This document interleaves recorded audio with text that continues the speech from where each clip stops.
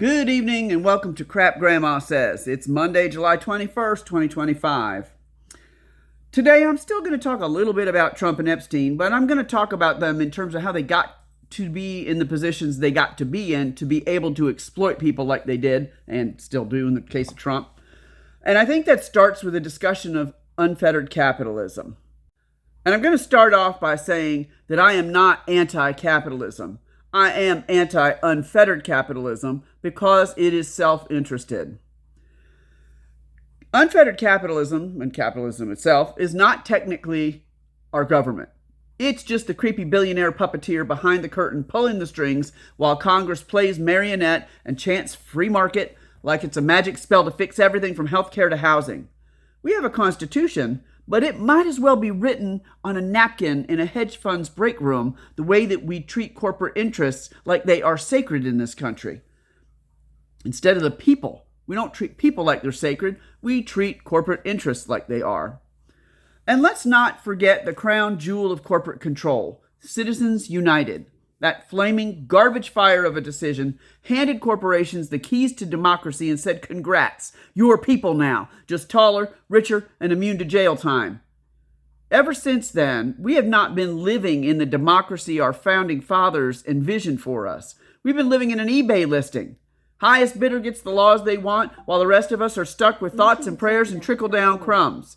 And then there's the deregulation that comes with unfettered capitalism, which sounds like freedom if you're a billionaire, and sounds like hope you don't mind drinking lead and breathing smog if you're anyone else.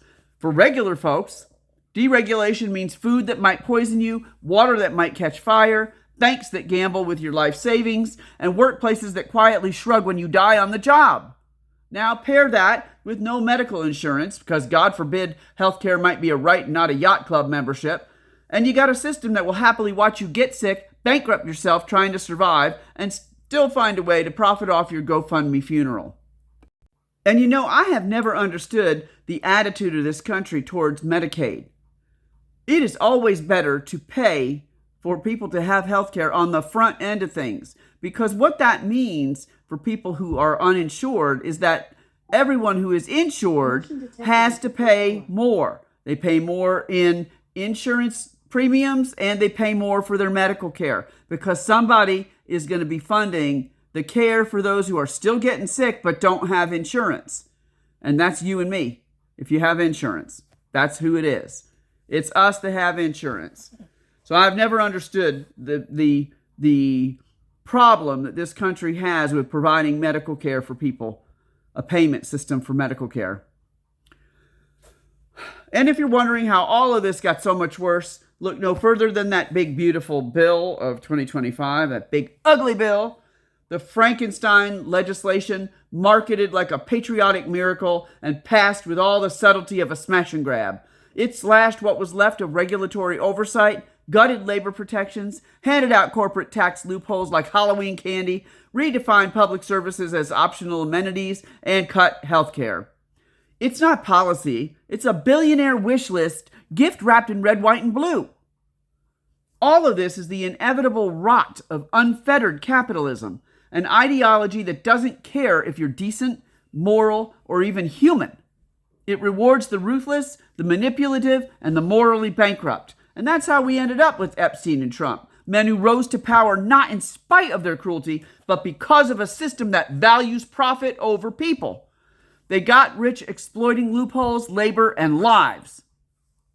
And then they used that wealth to exploit even more people, because in this system, exploitation is the business model. So how do we save ourselves? First, we admit we're not citizens in a full democracy. We're background noise in a quarterly earnings report. Second, we have to stop pretending that the system will fix itself and start demanding accountability. We need to get some people at the top at the Supreme Court level who have the guts to overturn Citizens United. We have to repeal the effects of the big ugly bill of 2025. It's a little bit late to stop it now, but the effects of it can be mitigated. We have to regulate like our lives depend on it, because they do.